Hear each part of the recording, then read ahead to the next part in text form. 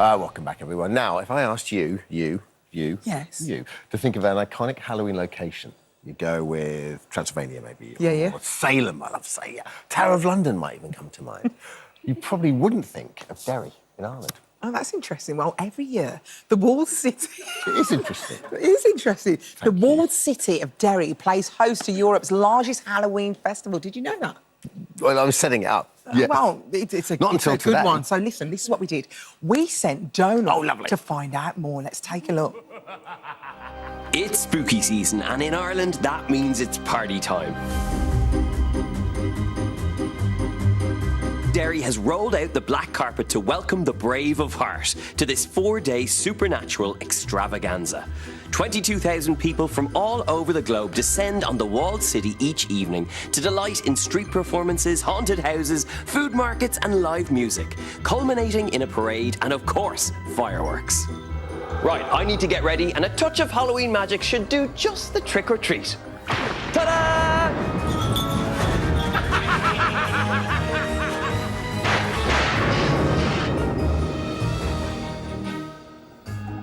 So how did Europe's largest Halloween festival come to be in Derry? Winifred, the Queen of Halloween, has served up goosebumps aplenty.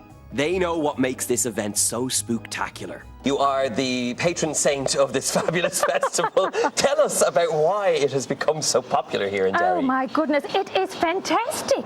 It's lots of spooktacular celebrations. They have 3 nights where they awaken the walled city, and lots of spirits and ghouls pass over from the other world. And on All Hallows Eve, they throw a parade with hundreds of delightful little children, all dressed up in costumes. The origins of Halloween are here in Ireland, but most people don't know about this. It originated in Ireland some 2,000 years ago, and they still celebrate it now, and it gets bigger and better every year. What started out as a very small fancy dress party in a pub is now the largest one in Europe. It's fantastic for people like me. We blend right in. I can imagine. But I've never seen anywhere else do Halloween quite like the home of Halloween, Derry. The theatrics run across the days in the lead up to Halloween night. These performers are truly dedicated. I mean, she's been up there since Monday. You all right, love? Yeah, she's flying.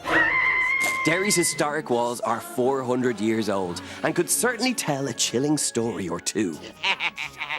As can Charlene, a tour guide well versed in the city's dark and colourful past. Charlene, this has to be one of the busiest times for you here in Derry. It definitely is. We are Europe's leading Halloween destination. We now have visitors coming in from all over the world. We have an ancient history here, so it just creates the perfect backdrop for the home of Halloween. So basically, here in Derry, you have Halloween wrapped up. We do, I love that. So I'm going to fit right in with this outfit. Definitely, yeah. I haven't scared anyone yet. I thought it was going to be scary.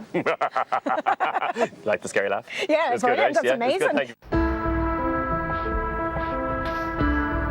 Charlene, this is getting a bit spookier. Where have you brought me to now? So we're at St Augustine's Church of Ireland. This is one of the oldest sites in the city. This is where, if you're going to get any spiritual presence, this is the place, because going back in years gone by, people would have been very terrified of the possibility of being buried alive. Oh, jeez. So what they would have done, had a little string attached to their finger. Yeah. Attached to the end of the string going up above the grave was a bell. Stop, a bell! So if they were in a deep slumber and they weren't actually dead, all they had to do, ring the bell. No, I don't like it. I can hear the bells now, Charlene. Let's go. I hate it. Come on, quick.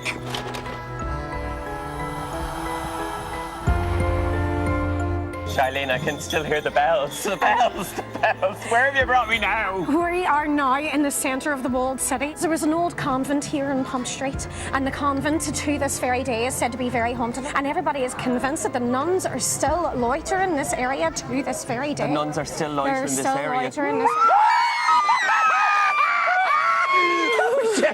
How are you, sister?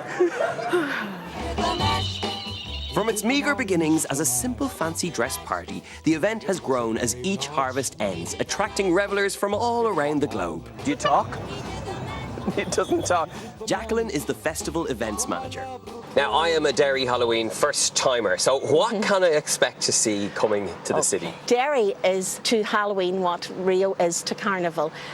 People all over the world travel home for Christmas, but in Ireland we travel home for Halloween. There's a harvest market, there's music stages, there's our cultural venues are having storytelling, various different performers. It all culminates in a parade that happens on the 31st with over 700 performers taking part, and then we end in a huge fireworks display. You know, I feel like I've got the right gear for it. Do you think I'm going to fit in? You should lead the parade, Donal.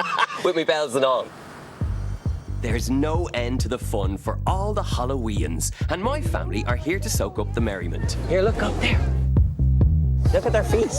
They're like giraffes.